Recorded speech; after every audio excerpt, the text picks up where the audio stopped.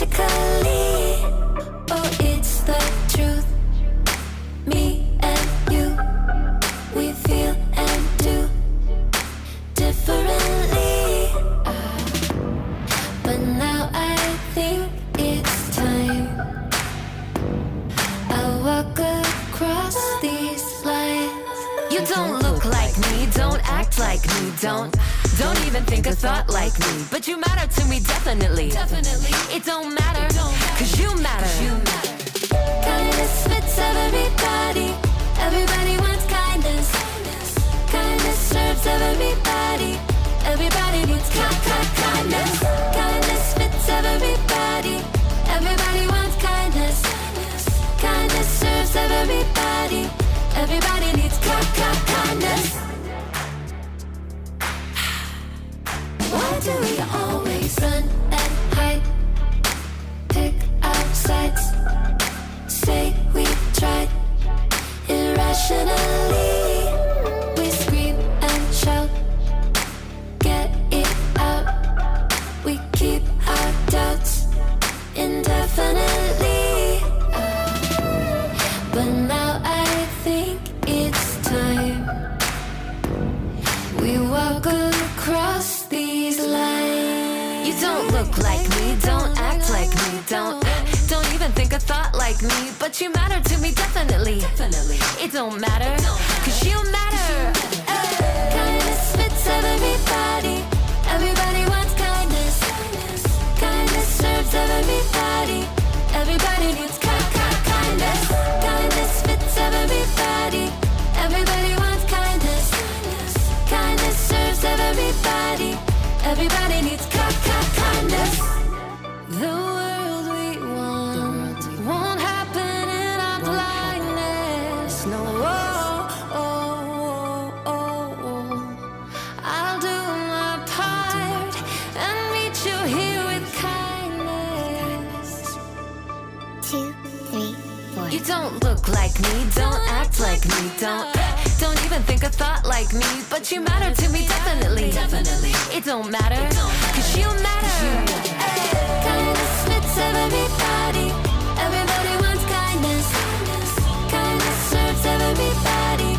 Everybody needs kindness. Kindness fits everybody. Everybody wants kindness.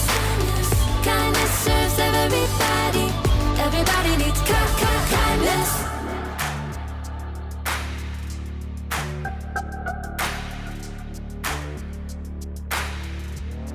Boom, boom, boom, boom.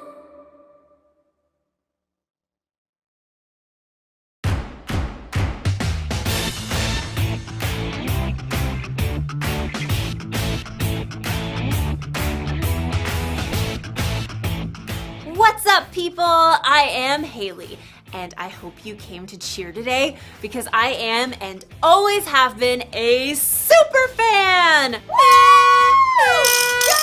I'm telling you, the town I grew up in, we all rooted for the home team. We ate, drank, and slept orange. And whether we were there in the stands or watching from home, we cheered our hearts and our lungs out for our team. That's what's called kindness. Kindness is showing others they are valuable by how you treat them. And if you're wearing orange like me, you can expect some first-class treatment. But if you're wearing blue, then that means you're a fan of that other team. Our rivals. I can tell you what they're like. They're mean. They're cheaters. They eat broccoli.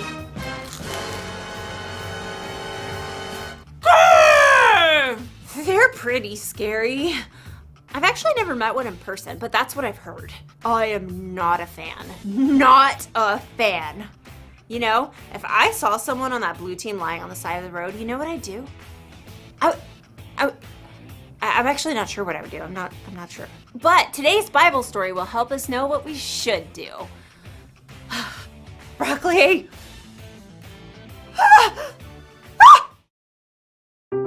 The Bible.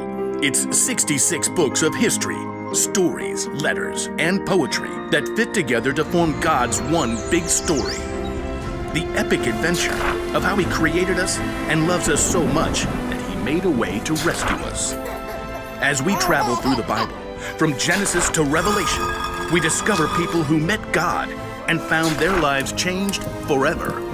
Now, for an amazing story, inspired by the book of Luke, chapter 10, verses 25 through 37. Everywhere Jesus went, crowds of people followed. His popularity made the religious leaders kind of nervous, how he turned their expectations upside down. What is he up to anyway? So they began to look for ways to trip him up. One day, a law expert saw his chance to test Jesus. Teacher, what must I do to inherit eternal life? Jesus turned the question right back on the law expert. What is written in the law? How do you read it? Love the Lord your God with all your heart and with all your soul and with all your strength and with all your mind. And love your neighbor as yourself. You have answered correctly. Do this and you will live. But the law expert wanted to discover the very least he could do to obey the law, so he got tricky. Yes, but really, who is my neighbor? Jesus looked directly at the law expert and he saw what was in his heart. So Jesus began a story. A man was going down from Jerusalem to Jericho. Now, if Jesus were to tell this story today, it might go something like this. There's a man that we'll call Ben, who needed to travel from Jerusalem to Jericho. It was a lonely, rugged road, but he was well prepared. Got my water skin, got my quail jerky, got my snake repellent, got my large number of clinking gold coins. Stick 'em up! Uh-oh, forgot my mace. A band of robbers attacked Ben. They took everything, leaving him half dead by the side of the road. Help! Please, help me. There was no one to hear. The sun beat down. Shadows shifted as the day wore on. At last, he heard footsteps. Through shimmering heat, he could barely see a man in khakis and a blue button-down shirt. In the beginning, let me Google the Greek word for beginning. That'll make me sound more intelligent. The man was a preacher working on his Sunday sermon. Help me! The preacher spotted Ben lying there in the dust, but he immediately looked down at his phone, pretending not to see. Instead, he crossed to the other side of the street, putting as much space between him and Ben as possible. Please! But the preacher was gone. Ben's throat was dry now. He could barely swallow. Finally, he saw someone else. I've got peace like a river, I've got peace like a river, I've got peace like a river in my soul. A worship leader was now trekking down the road. He wore skinny jeans, an unnecessary scarf, and AirPods. Help me! Well, the worship leader definitely saw Ben, but he cranked up the volume on his AirPods and shimmied to the other side of the road as he passed. I've got peace like a river, I've got peace like a river, I'm gonna run away. As the man's voice faded away, Ben was left in despair. Shadows lengthened as evening approached. Once again, Ben heard someone coming. Turning his head, he could just barely make out a donkey. Perhaps he could tell from the way the person was dressed that this person wasn't a Jew. He was a Samaritan. Oh no. Jews and Samaritans were enemies. Even though the two groups were related, there was a history of bitter conflict between them, and the Samaritans worshiped God in a different way than the Jews did. Long story short, a Samaritan would have been the last person Ben would have wished to find him. What's that by the road? Instead of ignoring Ben, though, the Samaritan man slowed down and got off his donkey. Oh no, who did this? The Samaritan quickly rummaged for supplies in his bag. Here, have some water. Those are nasty gashes. I've got oil and wine to clean them out. The Samaritan bandaged Ben's wounds and hefted him onto his own donkey. Steady, steady. Hey, wrap your arms around his neck, like this. By the time darkness fell, the Samaritan brought Ben to an inn where the injured man could recover. Thank you. Thank you. In the morning, the Samaritan gave the innkeeper some money. Please, take care of this man. I'll return and pay you back for any extra expenses. Goodbye. Thank you. When Jesus finished the story, no one said a word. He looked directly at the law expert. Which of these three do you think was a neighbor to the man who fell into the hands of robbers? The law expert fidgeted. To admit that the Samaritan had acted as a true neighbor was to say that everyone is a neighbor, no matter how different they may be. I suppose, in this case, one would have to say the man who had mercy on him. Go and do likewise. Jesus' story was clear. Love your neighbor as yourself isn't limited to just the people in your neighborhood. Your neighbor means anyone who needs you to show them God's love.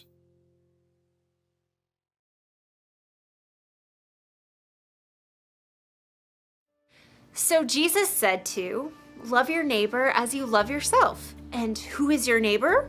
Well, it's the person who lives next door to you, or in your apartment building, or in your neighborhood, or the town you grew up in, or your country, or your planet. In short, your neighbor is everyone. That includes people who look different from you, people who believe different from you, people who have more money than you or less money than you, everyone.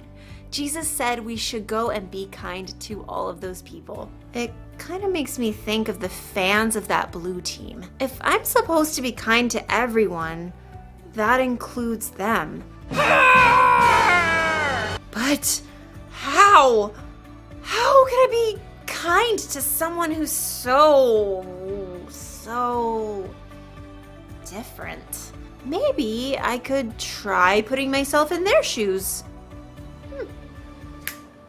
Whoa. Well, that's a start. What else can I do? Maybe I can find out more about the Blue fans so I can see what we have in common. Like, I'll bet they grew up rooting for their team just like I did.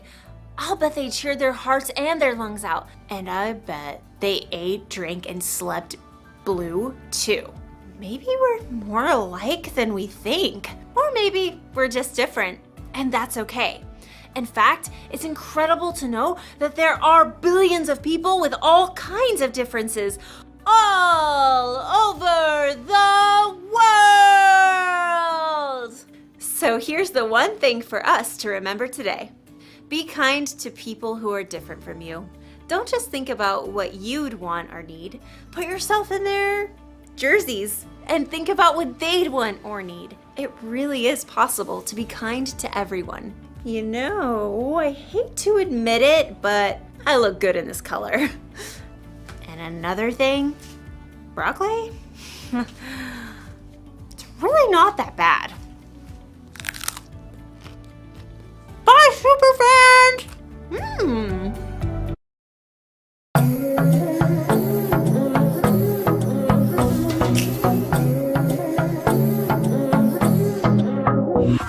Got a rhythm in my heart and in my soul.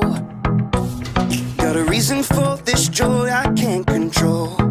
I wanna sing, I wanna dance, and give everyone a chance to hear about this endless love I know. Oh, what you give to me is not for me to keep. It's for the world to see your love.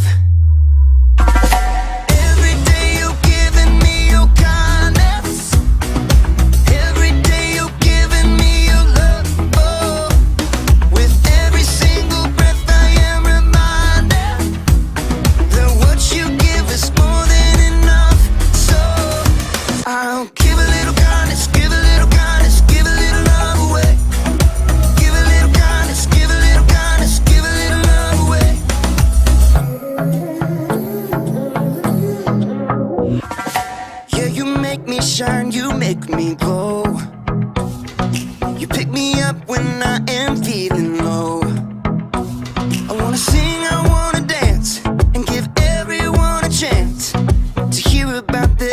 endless love I know. What you give to me is not for me to keep, it's for the world to see your love. Every day you're giving me your kindness.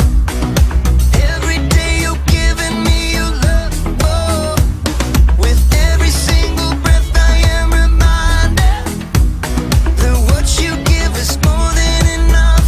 So I'll give a little kindness, give a little kindness, give a little love away.